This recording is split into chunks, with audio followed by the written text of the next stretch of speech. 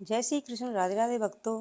आज हम आपको कार्तिक मास का 10वां अध्याय सुनाने जा रहे हैं, जिसमें जलंधर की उत्पत्ति एवं वृंदा के साथ विवाह की कथा कही गई है।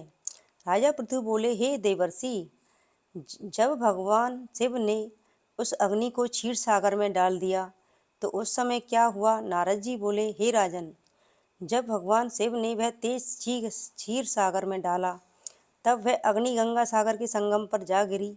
वह अग्नि वहां बाल रूप धरकर रोने लगी।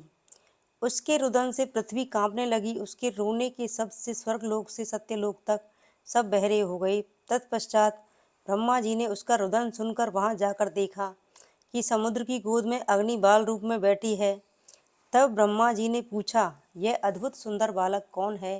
ब्रह्मा जी को आया हुआ देख और उनके वचन सुन समुद्र ने हाथ जोड़कर प्रणाम कर वह बालक ब्रह्मा जी की गोदी में दे दिया और कहा, हे ब्राह्मण, गंगा सागर के संगम में यह मेरा पुत्र उत्पन्न हुआ है। हे जगत गुरु, आप इसके जात कर्म आदि संस्कार करिए। नारद जी बोले, समुद्र ऐसा ही कह रहा था कि उस बालक ने ब्रह्मा जी की दाढ़ी पकड़ ली और उसको बार बार हिलाने लगा, जिससे ब्रह्मा जी के नेत्रों से आंसू गिरने लगे।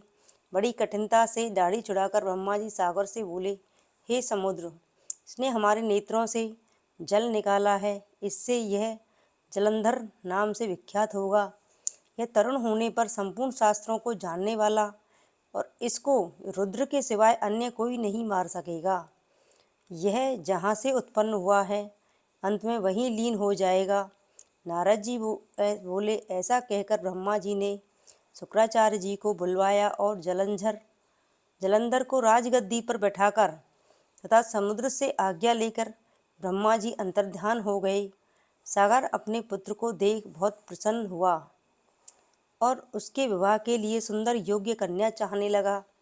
तब सब असुरों सहित कालनेमी ने प्रसन्न होकर अपनी श्रेष्ठ कन्या वृंदा का विवाह जलंधर के साथ कर दिया।